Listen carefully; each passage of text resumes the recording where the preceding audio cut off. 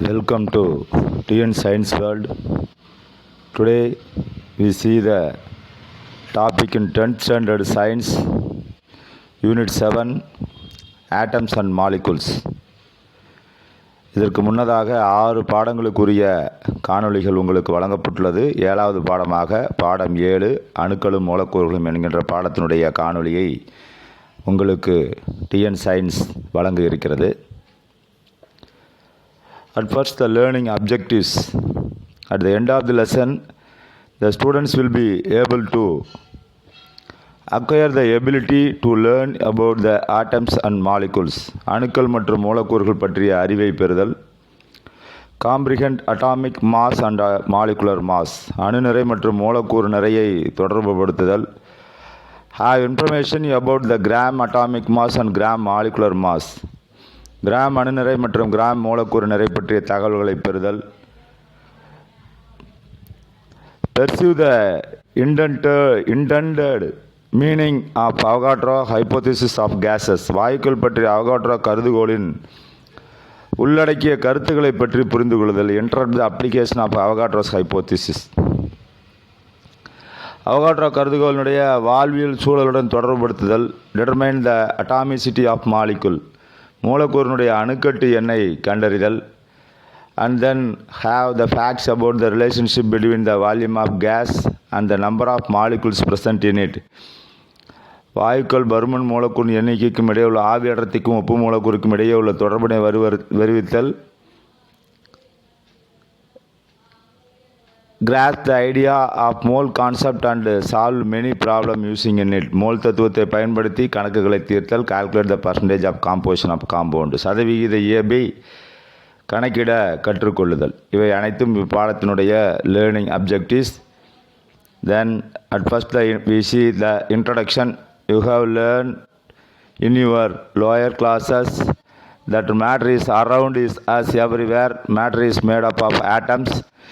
Curiously, the idea of atom was proposed by the Greek philosopher in the 5th century, but their theory was more philosophical than scientific.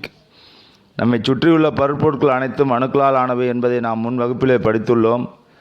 முதன்முறையாக 5ஆம் நூற்றாண்டில் கிரேக்க தத்துவியலாளர்கள் அணுவை பற்றி தங்களது கொள்கையை வெளியிட்டனர்.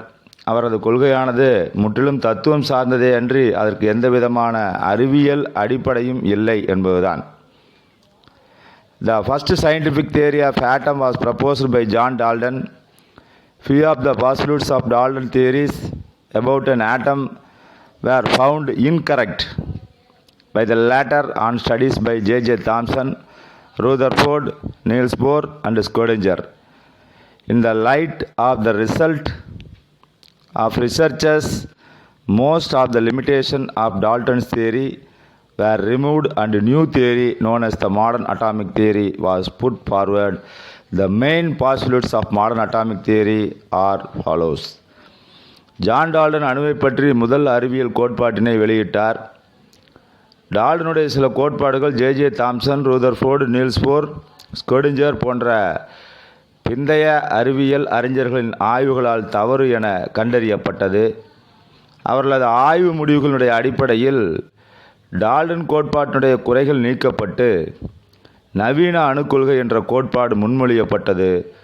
நவீன அணுக்கொள்கையுடன் சில முக்கிய கருத்துக்கள் இங்கு உங்களுக்கு வழங்க இருக்கிறது.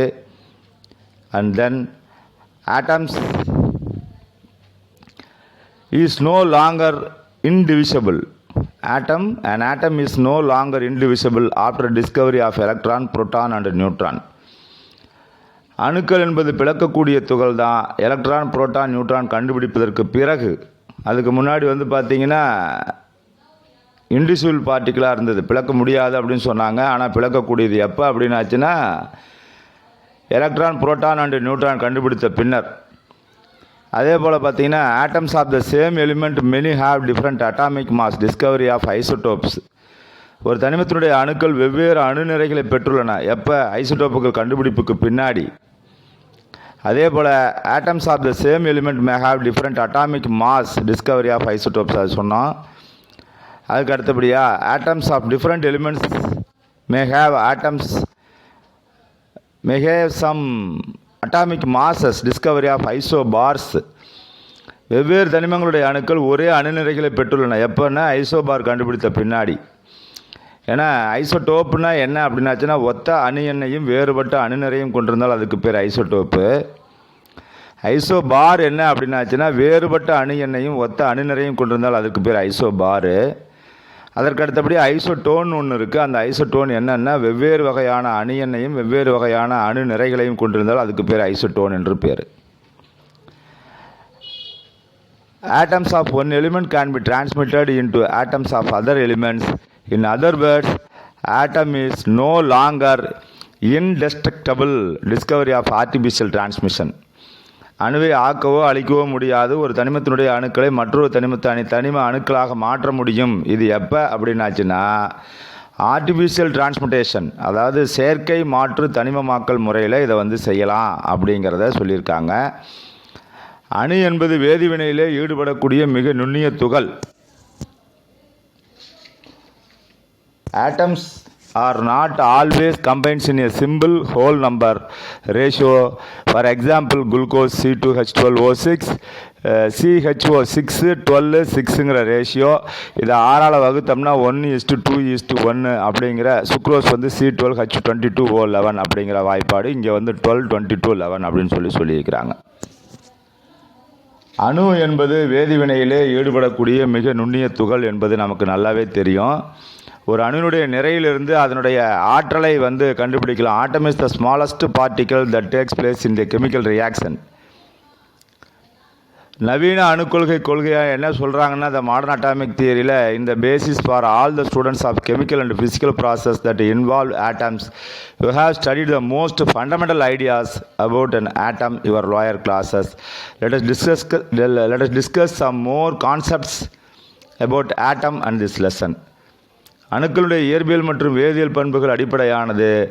அணுவை பற்றிய அடிப்படை கருத்துக்களை நீங்கள் முந்தர் வகுப்பில் படித்திருப்பீர்கள். அதுபோல் அணுவை பற்றி இங்கு விரிவாக நாம் பார்ப்போம். ஆட்டம் அண்ட் அட்டாமிக் மாசஸ், அணு மற்றும் அணு நிறைனா என்ன அப்படிங்கிறத சொல்லணும். இதில் பார்த்தீங்கன்னா, as you know, anything that has mass and occupies space is called matter. எந்த ஒரு பொருள் நிறை மற்றும் பருமனை பெற்றுள்ளதோ அப்பொருள் பருப்பொருள் எனப்படும். Atoms are the building blocks of matter. பருப்பொருட்களுடைய அடிப்படை துகள்கள் அணுக்கள் ஆகும். இந்த அணுக்களே பருப்பொருளுடைய நிறைக்கு காரணமாக உள்ளது. Atoms are the building blocks of matter since matter has a mass. It mass due to its atom. According to modern atomic theory, an atom contains subatomic molecule such as a proton, neutron and electron. Proton and neutron have considerable mass, but electrons do not have such as a considerable mass. இங்கே என்ன இருக்குது அப்படின்னா, நவீன அணுக்கொள்கையின்படி அணுவானது electron, proton, neutron போன்ற உபத்துகள்களை தன்னுள் கொண்டு உள்ளது. இவற்றிலே புரோட்டான்களும் நியூட்ரான்களும் குறிப்பிடத்தக்க நிறையை பெற்றுள்ளன. இவற்றில் ஒப்பிடும் பொழுது எலக்ட்ரான்களுக்கு நிறை என்பது மிகவும் குறைவு. எனவே thus the mass of an atom is mainly contributed by its proton and neutron, and hence the sum of the number of protons and neutrons of an atom is called as a mass number. அணு எண், நிறை எண் அப்படின்னு நம்ம தனித்தனியாக பிரிக்கிறோம். இதன்படி proton மற்றும் நியூட்ரானுடைய கூடுதலே, புரோட்டானும் நியூட்ரானும் சேர்ந்த அந்த கூடுதலே அணுவினுடைய நிறை எண் எனப்படும், மாஸ் நம்பர் அப்படின்னு சொல்லி பேர். And then individual atoms are very small and it is difficult to measure their masses. You can measure the masses of macroscopic material in gram or kilogram. The mass of an atom is measured in atomic mass unit, AMU, atomic mass unit. தனித்த அணுவானது மிகவும் சிறியது. எனவே அதன் நிறையை கணக்கிடுவது மிகவும் சிரமம். நாம் பெரும பொருள்களோட நிறைய கிராம் மற்றும் கிலோகிராமில் கணக்கிடுவோம். அதுபோல் அணுவினுடைய நிறையானது அணு நிறை அலகினால் அளவிடப்படுகிறது, அட்டாமிக் மாஸ் யூனிட்னால்.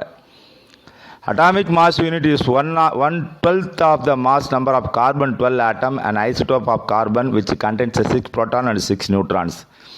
எதையாவது ஒன்றோட கம்பேர் பண்ணி தான் அதனுடைய நிறைய நம்ம கண்டுபிடிக்கணும். அதுபோல் கார்பன் ஐசோடோப்பில் 6 கார்பன் புரோட்டான்களையும், ஐசோடோப்புகளில் 6 புரோட்டான்களையும் 6 நியூட்ரான்களையும் பெற்றுள்ள கார்பன் 12 அணு நிறையிலே 12 ஒரு பகுதியே அணு நிறை அலகு என அழைக்கப்படுகிறது, அட்டாமிக் மாஸ் யூனிட் என அழைக்கப்படுகிறது. இதனுடைய சிம்பிள் எப்படி சொல்கிறேன்னா AMUன்னு சொல்கிறேன். AMU is no longer used in the modern system. Instead, it is used the symbol to U to denote the Unified atomic mass. The mass of proton or neutron is approximately 1 AMU. அப்போ ஏறத்தாழ வந்து proton நிறை அல்லது neutron நிறையானது ஒரு AMU என அழைக்கப்படுகிறது. அடுத்தது relative atomic mass RAM, relative atomic mass, ஒப்பு அணு நிறை என்று பேர் அதுக்கு. As an atom is very small, its absolute mass cannot be determined directly. The early pioneer of chemistry is used to measure the atomic mass of an atom relative to an atom or another element. The measured mass is equal to atom of two or more elements at a time. To determine their relative mass, they established one element as standard, gave it an arbitrary value of atom mass, and using this value they measured the mass, and using this value they measured the relative mass of other elements. The mass obtained by this way is called relative atomic mass அப்படின்னு சொல்லி பேர். அணு என்பது மிகச்சிறிய துகள்களாக இருப்பதால் அதனுடைய நிறையை நேரடியாக கணக்கிட முடியாது. எனவே முற்காலத்தில் என்ன பண்ணோன்னா அணு நிறையை கணக்கிடுவதற்கு அதனோடு தொடர்புடைய மற்றொரு தனிமத்தினுடைய நிறையோடு ஒப்பிட்டு கணக்கிட்டோம். அவர்கள் ஒரே மாதிரியான நிறையை கொண்ட 2 அல்லது அதற்கு மேற்பட்ட அணுக்களை ஒரே நேரத்தில் எடுத்துக்கிட்டு அவற்றில் ஒன்றை தனிமத்தினுடைய அணு நிறைக்கு குறிப்பிட்ட மதிப்பை அளித்து அதனை திட்ட அளவாக கொண்டு ஸ்டாண்டர்டாக வச்சுக்கிட்டு அதனுடன் ஒப்பிட்டு மற்ற தனிமங்களுடைய அணு நிறையை கணக்கிட்டனாங்க. இவ்வாறு பெறப்பட்ட அணு நிறைய ஒப்பு அணு நிறைன்னு சொல்லி பேர். இதை வந்து டெஃபினேஷனாக சொல்லணும். அடுத்தது திட்ட அணு எடைன்னு சொல்லி ஸ்டாண்டர்ட் அட்டாமிக் வெயிட், திட்ட அணு எடை என்ற அடுத்த ஒன்று இருக்குது. Relative atomic mass of an element is the ratio between the average mass of the isotope 1/12th part of the mass of a carbon-12 atom is denoted by as A. It is otherwise called standard atomic weight. ஒரு தனிமத்தினுடைய ஒப்பு அணுநிறை என்பது அத்தனிமத்தின் ஐசோடோப்புகளினுடைய சராசரி அணுநிறைக்கும் carbon 12 அணுநிறைக்கும் 1/12 பங்கு நிறைக்கும் உள்ள விகிதம். Carbon 12 1/12 பங்கு நிறைக்கும் உள்ள விகிதம் இது ஏ என குறிப்பிடப்படுகிறது. இதனை திட்ட அணு எடை என அழைக்கப்படுகிறது. இப்போ ஒப்பு அணுநிறை எப்படி சொல்லலாம் ரிலேட்டிவ் அட்டாமிக் மாஸ் அப்படின்னு பார்த்தோம்னா, average mass of the isotope of the element 1/12th mass of the carbon twelve atom. ஒரு தனிமத்தினுடைய ஐசோடோப்புடைய சராசரி அணுநிறை டிவைடட் பை ஒரு கார்பன் 12 அணுநிறையிலே 1/12 பங்கினுடைய நிறை அப்படின்னு சொல்லலாம். Modern methods of determination of atomic mass of mass spectroscopy uses carbon-12 as standard. For most of the elements, the relative atomic mass is very closer to whole number and it is rounded off to the whole number to make the calculation easier.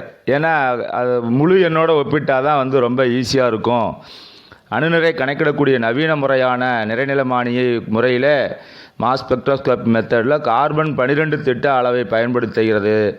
பெரும்பாலான தனிமங்கள் ஒப்பு அணுநிறையானது முழு எண்ணை ஒட்டியே உள்ளதால் கணக்கீட்டிற்கு எளியதாக முழு எண்களை மாற்றியே பயன்படுத்துகிறோம்.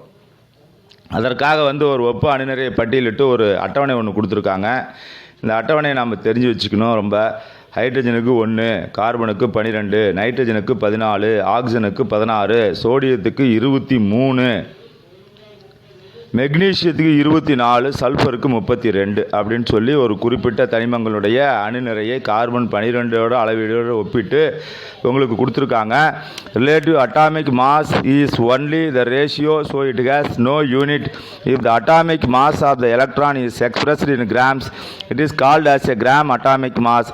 Gram atomic mass of hydrogen 1, gram atomic mass of carbon 12, gram atomic mass of nitrogen 14 and gram atomic mass of oxygen is 16. ஏன்னா இதெல்லாம் டேபிள் ஆல்ரெடி இருக்குது. அதை வந்து நம்ம கிராம் அட்டாமிக் மாஸில் எப்படி சொல்கிறோம் அப்படிங்கிறத இங்கே உங்களுக்கு மோர் டு நோவில் தெரிஞ்சு வச்சுக்கிறோம். அடுத்தது ஆவரேஜ் அட்டாமிக் மாஸ் AAM. ஒரு how can one measure the atomic mass of an element? It is somewhat more complicated because most of the naturally occurring element exist as a mixture of isotopes, each of which has their own mass. Thus it is essential to consider this isotope mixture while calculating the atomic mass of the element. ஒரு தனிமத்தினுடைய ஒரு அணுநிறைய எவ்வாறு கணக்கிடுவாய் அப்படின்னு சொல்லி நம்மளை கேட்டோம்னாக்கா, இவற்றை கணக்கிடுவது என்பது மிகவும் சிரமம். ஏனெனில் தனிமங்கள் வந்து இயற்கையிலே பல ஐசோடோப்புகளும் கலவையாகத்தான் இருக்குது. ஒவ்வொரு ஐசோடோப்பும் தனித்தனி அணுநிறையை கொண்டு இருக்குது. தனிமத்தினுடைய அணுநிறையை கணக்கிடும் பொழுது இந்த ஐசோடோப்புகளை கணக்கில் எடுத்துக்கொள்வது ரொம்ப அவசியம் அப்படின்றதையும் நம்ம சொல்லியிருக்காங்க. The average atomic mass of an element is weighed average mass of its naturally occurring isotopes.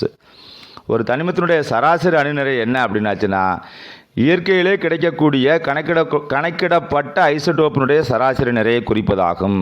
இயற்கையிலே கிடைக்கக்கூடிய கணக்கிடப்பட்ட ஐசோடோப்பினுடைய சராசரி நிறையை குறிப்பதாகும். ஆனால் வந்து இயற்கையில் பார்த்தீங்கன்னா, but the abundance of the isotope of each element may differ.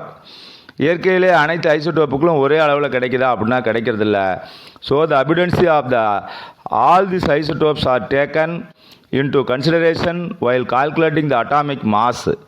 அணுநிறையை கணக்கிடும் பொழுது அனைத்து ஐசோடோப்புகள் நிறையும் மற்றும் சதவீத அளவுகள் போன்றவை கணக்கில் எடுத்துக்கொள்ளப்படுகிறது. ஏனில but then the what do you mean by weighted average? Let us consider the element which exceeds a mixture of 50%. அதில் சராசரி அணுநிறை என்றால் என்னென்னா, உதாரணமாக 9 AMU அட்டாமிக் மாஸ் யூனிட் அணுநிறை உள்ள ஐசோடோப்பு 50 விழுக்காடும் 10 அட்டாமிக் மாஸ் யூனிட் உள்ள அணுநிறையுடைய ஐசோடோப்பு 50 விழுக்காடும் எடுத்துக்கொள்ளப்பட்டால் அதனுடைய சராசரி அணுநிறையை கீழ்கண்டவாறு நாம் கணக்கிடலாம். Mass of the first isotope and the percentage of first isotope, mass of the second isotope into abundance of the second isotope. ரெண்டுத்தையும் தனித்தனியாக போடுறாங்க. முதல்ல வந்து பார்த்திங்கன்னா அட்டாமிக் மாஸ் 9 AMU இருக்கிறத 50% 100% 50%, 10 AMU இருக்கிறத 50% 100% போட்டோம்னா 4.5 + 5 9.5 AMU தான் நமக்கு கிடைக்குது கரெக்டாக. ஏன் அவ்வளோதான் கிடைக்குது அப்படின்னாச்சுன்னா, சரியாக 100 அப்படிங்கிறது வந்து நமக்கு கிடைக்கிட போகிறதில்ல. ஏன்னா இந்த calculation involving the percentage you need convert percentage abundance into fractional abundance. For example 50% is converted into 50/100 0.50 as shown in the foresaid calculation. கணக்கிடும் பொழுது விழுக்காட்டினை தசமமாக மாற்றி கணக்கிட வேண்டும். உதாரணமாக 50 விழுக்காடு என்பதை 0.50 என்றவாறு கணக்கில் எடுத்துக்கணும்.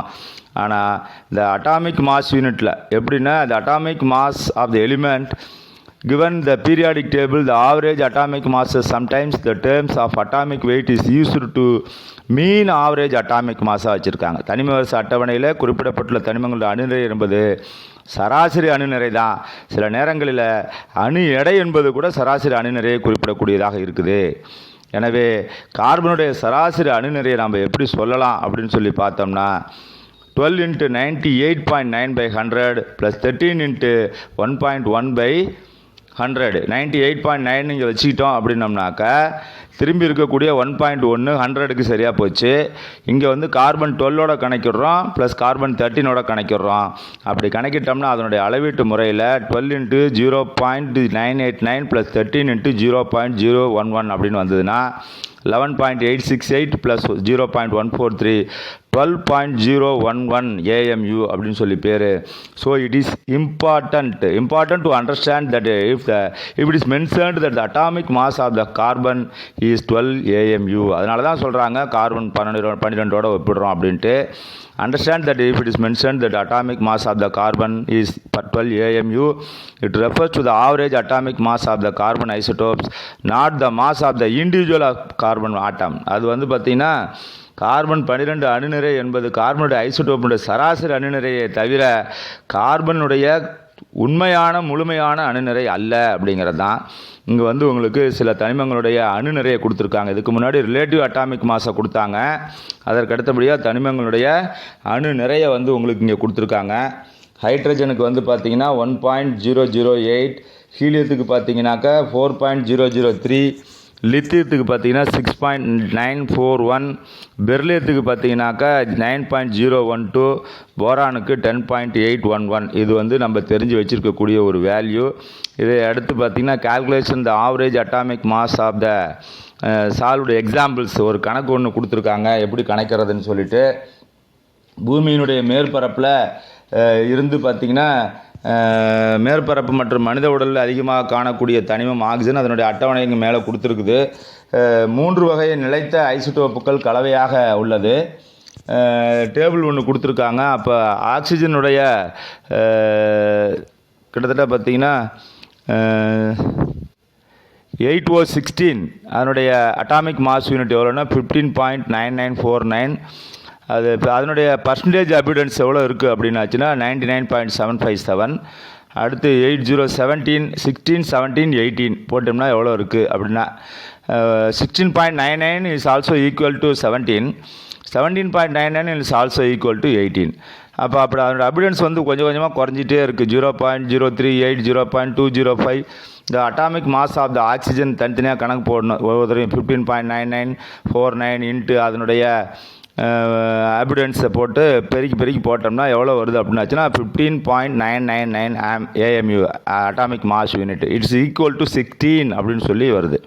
16க்கும் 18க்கும் இடைப்பட்ட அளவில் இருக்கக்கூடிய atomic mass of the oxygen nearly equal to 16 அப்படிங்கிறத நம்ம கண்டுபிடிக்கிறோம். அதற்கு அடுத்தபடியாக இரண்டாவது ஒரு எக்ஸாம்பிள் கணக்கு ஒன்று கொடுத்துருக்காங்க. போரான் வந்து பார்த்தீங்கன்னா naturally occur mixture of boron 10 5 proton 5 neutron and boron 11 5 proton 6 neutron isotope. Percentage of abundance B10 is 20 of B11 to 11 is 80. 20% B10 11% வந்து 80% 11 20% 10 இருக்குது போரான் 10. அப்போ நம்ம ஈஸியாக கணக்கு போடலாம். 10 × 20/100 + 11 × 80/100 போட்டோம்னா 10.8 அட்டாமிக் மாஸ் யூனிட் அப்படிங்கிறத நம்ம இங்கே ஈஸியாக நம்ம கால்குலேட் பண்ணி கண்டுபிடிச்சிடலாம் அப்படிங்கிறது தான். அதற்கு அடுத்தபடியாக மாலிகுல்ஸ் அண்டு மாலிகுலர் மாஸ் என்ன அப்படிங்கிறத மூலக்கூறுகள் மற்றும் மூலக்கூறு நிறை என்ன என்பதை நம்ம கண்டுபிடிக்க போகிறோம். அடுத்தது எக்ஸப்ட் நோபல் கேஸஸ் என்ன அப்படிங்கிறது நமக்கு தெரியும். Helium, neon, argon, krypton, xenon, radon இதெல்லாமே நோபல் கேஸஸ், மந்த வாயுக்கள்னு சொல்லுவாங்க.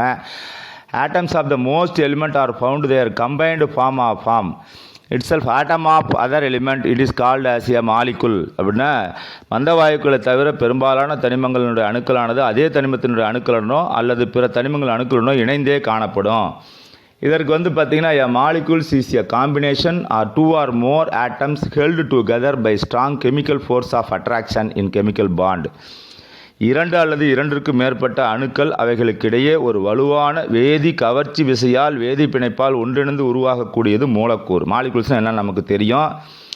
One or more atom combined with chemical reaction force of attraction, கவர்ச்சி விசையின் வாயிலாக ஒன்றோடொன்று இணைந்து காணப்படக்கூடியதுக்கு பேர் மூலக்கூறு, மாலிகுல்ஸ் அப்படின்னு சொல்லி பேர்.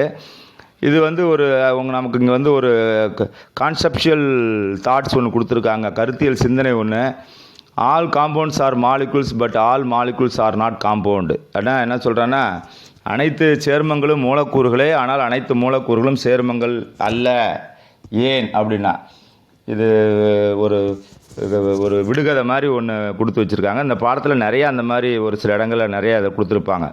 அடுத்து கிளாசிஃபிகேஷன் ஆஃப் மாலிகுல்ஸ், மூலக்கூறுடைய வகைப்பாடை எப்படி சொல்கிறோம் அப்படின்னாச்சுன்னா, ஃபஸ்ட்டு டெஃபினட் ப்ரொபோர்ஷன் மாறா விகித விதி, அடுத்து ஹார்மோனிக் மாலிகுல் ஒத்த அணு மூலக்கூறு, ஹெட்ரோ அட்டாமிக் மாலிகுல் வேற்று அணு மூலக்கூறு அப்படின்னு சொல்லி ஒரு 2-3 வகையாக பிரிக்கிறாங்க. உதாரணமாக பார்த்தீங்கன்னா, 2 அல்லது molecule may contain atoms of the same element may contain atoms or 2 or more elements joined with fixed ratio according with the law of definite proportion. குறிப்பிட்ட விகிதத்தில் ஒன்றிணைந்து 2 அல்லது 2ற்கு மேற்பட்ட ஒரே தனிமங்களுடைய அணுக்களோ அல்லது வெவ்வேறு தனிமங்களுடைய அணுக்களோ மாறா விகித விதிப்படி ஒரு குறிப்பிட்ட விகிதத்தில் ஒன்றிணைந்தால் அதுக்கு பேர் வந்து மூலக்கூறு பேர் நம்ம வச்சுருக்கோம். ஆகவே மூலக்கூறு என்பது தனிமமாகவோ அல்லது சேர்மமாகவோ இருக்கலாம். thus the molecules may be an element or compound. The molecules is made up of similar kind of atoms, then it is called as a homoatomic molecule. ஒத்த அணு மூலக்கூறுகளாக ஒரே தனிமத்தினுடைய அணுக்கள் மூலக்கூறாக உருவாச்சுன்னா அதுக்கு பேர் ஒத்த அணு மூலக்கூறு. The molecule that consists of atom of different element is called heteroatomic molecule. வெவ்வேறு தனிமங்களுடைய மூலக்கூறுகள் அணுக்களாக சேர்ந்து உருவாச்சுன்னா அதுக்கு பேர் வேற்றணு மூலக்கூறு என்று பேர். அப்போ அதனுடைய அட்டாமிக் என்ன எப்படி சொல்லணும் அப்படின்னாச்சுன்னா, compound is heteroatomic molecule, the number of atom present in the molecule is called atomicity அப்படின்னு சொல்லி பேர். வேற்றணு மூலக்கூறுன்னு சொல்லிட்டோம், ஆனால் மூலக்கூறுகளுடைய அணுக்களின் எண்ணிக்கையே அந்த மூலக்கூறுடைய அணுக்கட்டு எண் அப்படின்னு சொல்லி பேர். இந்த மூலக்கூறுகளுடைய வாய்ப்பாடுகள் வந்து கொடுத்துருக்காங்க. இதில் வந்து பார்த்திங்கன்னா ஒரு 2-3 வெரைட்டி இருக்குது. ஒன்று வந்து monoatomic, diatomic, triatomic, polyatomic. மோனோன்னா 1, டைன்னா 2, ட்ரைன்னா 3. டெட்ரான்னா 4, பென்டான்னா 5, ஹெக்ஸான்னா 6, ஹெப்டான்னா 7, ஆக்டான்னா 8, நேனோன்னா 9. பாலினா அதிகப்படியான 3க்கு மேலே இருந்தால் அதுக்கு பேர் பாலான மூலக்கூறு. Monoatomic molecule, diatomic molecule, triatomic molecule, polyatomic molecule அப்படின்னு சொல்லி கொடுத்துருக்காங்க. அதற்கு அடுத்தபடியாக இதுக்கு ஒரு எக்ஸாம்பிள்ஸ் ஒன்று கொடுத்துருக்காங்க. Let us consider the oxygen atom. இப்போ அதுக்கு முன்னாடி ஒரு ஆக்டிவிட்டியாக உங்களுக்கு ஒன்று கொடுத்துருக்காங்க. அதுக்கு முன்னாடி வந்து பார்த்திங்கன்னா let us consider oxygen gas exist two allotropic form of oxygen O2 and ozone O3. In oxygen molecule there are 2 oxygen atoms, so it is atomicity is 2 since the both atom are similar oxygen O2. In homodiatomic molecule other element that exists the diatomic molecule and hydrogen H2, nitrogen N2 and halogen and fluorine, chlorine, bromine and iodine. இதெல்லாமே எப்படி இருக்குது அப்படின்றத ozone பார்த்தீங்கன்னா உதாரணமாக oxygen எடுத்துக்கலாம். Oxygen வாயு O2, ozone O3 ஆகிய புறவேற்றுமை வடிவங்களை கொண்டிருக்குது. ஒரு ஆக்சிஜன் O2 மூலக்கூறில் 2 ஆக்சிஜன் அணுக்கள் உள்ளன. ஆகவே ஆக்சிஜன் அணுக்கட்டி எண் 2. இதில் வந்து 2 அணுக்களும் ஒரே மாதிரியாக இருப்பதால் ஒத்த ஈரணு மூலக்கூறு. ஒத்த ஈரணு மூலக்கூறாக காணக்கூடிய பிற தனிமங்கள் வந்து பார்த்திங்கன்னா ஹைட்ரஜன் இருக்குது, நைட்ரஜன் இருக்குது, ஹாலஜன் இருக்குது, ஃப்ளோரின், குளோரின், புரோமின், அயோடின். இது எல்லாமே Cl2, Br2, I2 இதெல்லாமே 2 இருக்கிறதுனால இதுக்கு பேர் ஒத்த ஈரணு மூலக்கூறுன்னு பேர். ஓசோனில் வந்து பார்த்தீங்கன்னா O3 contains 3 oxygen atom and hence it is called as a homotriatomic molecule. ஒத்த மூவணு மூலக்கூறுகளாக காணப்படுகிறது. If molecule contains more than 3 atoms then it is called a polyatomic. 3க்கு மேற்பட்ட ஒத்த அணுக்கள் காணப்பட்டால் அதுக்கு பேர் வந்து பார்த்தீங்கன்னா பாலிஅட்டாமிக் மாலிகுல் அப்படின்னு சொல்லி பேர். இங்கே ஒரு ஆக்டிவிட்டி டேபிள் கொடுத்துருக்காங்க. இந்த டேபிளை வந்து நாமளே வந்து எளிதாக போட்டு கண்டுபிடிக்கலாம் ஈஸியாக. இப்போ நம்பர் ஆஃப் புரோட்டான் கொடுத்துறாங்க, நம்பர் ஆஃப் நியூட்ரான் கொடுக்குறாங்க, மாஸ் நம்பர் கொடுக்குறாங்க, ஸ்டேபிள் ஐசோடோப் நம்பர் கொடுத்துட்றாங்க. அதனுடைய அட்டாமிக் மாஸ் என்ன அப்படிங்கிறத நீங்கள் எளிதாக கண்டுபிடிச்சு ஈஸியாக போடலாம் அப்படிங்கிறதுக்காக தான் இதை சொல்கிறோம். அடுத்தது ஓசோனை பற்றி சொல்லியாச்சு. Then consider hydrogen chlorine. அதுக்கு hydrochloric it consist of 2 atom but of different elements, that is hydrogen and chlorine, so its atomicity is 2. It is a heterodiatomic molecule. Similarly, the water molecule contains 2 hydrogen atom and 1 oxygen atom, so its atomicity is 3. Then is the heterotriatomic molecule அப்படின்னு சொல்லி பேர். உதாரணமாக hydrogen குளோரைடை எடுத்துக்கிட்டோம் அப்படின்னம்னாக்கா அது hydrogen மற்றும் குளோரினுடைய 2 வெவ்வேறு தனிமங்கள் அணுக்களால் ஆனவை. எனவே இதன் அணுக்கட்டி எண் 2. இது வேற்று ஈரணு மூலக்கூறு. அதே போல் நீர் மூலக்கூறு எடுத்துக்கிட்டிங்கனாக்கா H2O அதனுடைய வாய்ப்பாடு. ஒரு ஆக்சிஜன் அணுவையும் 2 ஹைட்ரஜன் அணுவையும் இருக்குது. இதனுடைய அணுக்கட்டி எண் 3. வேற்று மூவணு மூலக்கூறுகள் என அழைக்கப்படுகிறது. இப்போ ஓரணு மூலக்கூறு, ஈரணு மூலக்கூறு, மூவணு மூலக்கூறு, பாலி அட்டாமிக் மூலக்கூறுனா என்ன அப்படிங்கிறத பற்றி நாம் இங்கே பார்த்துட்டோம். அடுத்தபடியாக இன்னொரு ஆக்டிவிட்டி ஒன்று கொடுத்துருக்காங்க. Classify the following molecules based on their atomicity, fill in the table. Homo hetero. Homo அட்டாமிக்னா எவ்வளவு? ஹோமோனா கிட்டத்தட்ட வந்து பார்த்திங்கன்னா ஹோமோ அப்படிங்கிறது ஒத்த அணு மூலக்கூறுன்னு பேர். ஹெட்ரோனா வேற்று அணு மூலக்கூறு. இதில் ஒத்த அணு மூலக்கூறு, வேற்று அணு மூலக்கூறு எங்கே இருக்குது அப்படின்றத நீங்களே ஒரு ஆக்டிவிட்டியாக செய்யணும். Fluorine, carbon dioxide, phosphorus, sulphur, ammonia, NH3. இப்போ உதாரணமாக ஃப்ளூரினை பார்த்தீங்கன்னா ஒத்த அணு மூலக்கூறு, கார்பன் டை ஆக்சைடு வேற்று அணு மூலக்கூறு, பாஸ்பரஸ் ஒத்த அணு மூலக்கூறு, சல்ஃபர் ஒத்த அணு மூலக்கூறு, அமோனியா வேற்று அணு மூலக்கூறு, ஹைட்ரஜன் அயோடைடு வேறணு மூலக்கூறு, சல்ஃபூரிக் ஆசிட் வேறணு மூலக்கூறு, மீத்தேன் வேறணு மூலக்கூறு, குளுக்கோஸ் வேறணு மூலக்கூறு, கார்பன் டை ஆக்சைடு வேறணு மூலக்கூறு. இதனால் இதில் அதுக்கப்புறமேட்டு இது வந்து டையா, ட்ரையா, பாலியா அப்படிங்கிறத சொல்லணும். எத்தனை ஆக்சிஜன் இருக்குது, எத்தனை கார்பன் இருக்குது அப்படிங்கிறத வச்சு P4 வந்து பார்த்திங்கன்னா பாலி அட்டாமிக்கு ஹோமோவில் வரும். ஏன்னா 4 பாஸ்பரஸ் இருக்குது, 3க்கு மேலே இருந்ததுன்னா அதுக்கு பேர் வந்து பாலி அட்டாமிக் அப்படின்னு சொல்லியிருக்கிறாங்க. இந்த ஆக்டிவிட்டியை வந்து நம்ம ஈஸியாக நாம்ளே வந்து செஞ்சு பார்த்துடலாம். அடுத்தது relative molecular mass, RMM, relative molecular mass, ஒப்பு மூலக்கூறு நிறை அப்படின்னா என்ன அப்படின்னா, as the molecules are made of atoms they also have their own mass. மூலக்கூறுகள் அனைத்தும் அணுக்களால் ஆனவை, ஆதலால் அதற்கு நிறை உண்டு.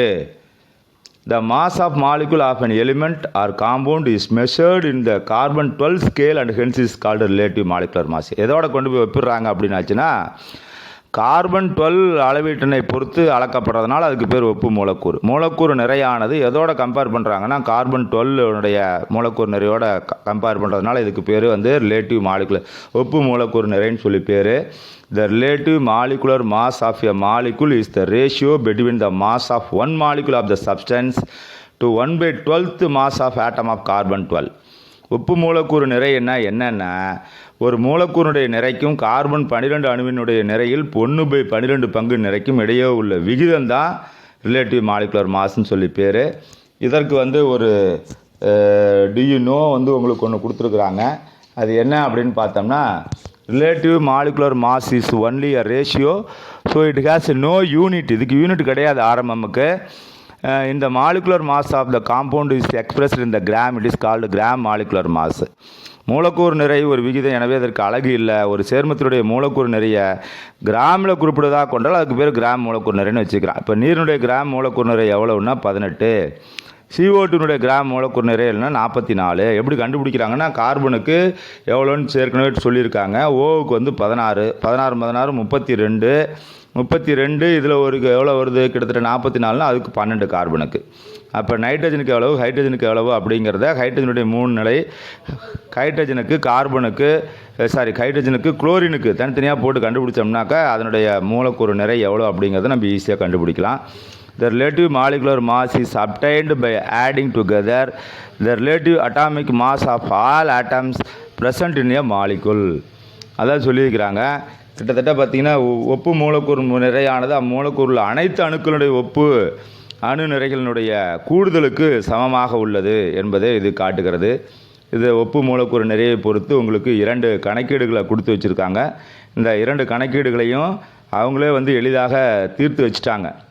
H2SO4க்கு எவ்வளோ வரும் அப்படின்றது 2 கணக்கீடுகளும் அவங்களே எளிதாக தீர்த்து வச்சுட்டாங்க. இந்த பாடத்தினுடைய காணொளி முதல் பகுதி இதோடு நிறைவு பெறுகிறது. 2வது பகுதி அடுத்த காணொளியில் காண இருக்கிறோம். Difference between the atoms and molecules, அணுக்களுக்கும் மூலக்கூறுகளுக்கும் இடையே உள்ள வேறுபாடு என்ன என்பதை அடுத்த காணொளியில் காணலாம். நன்றி, வணக்கம்.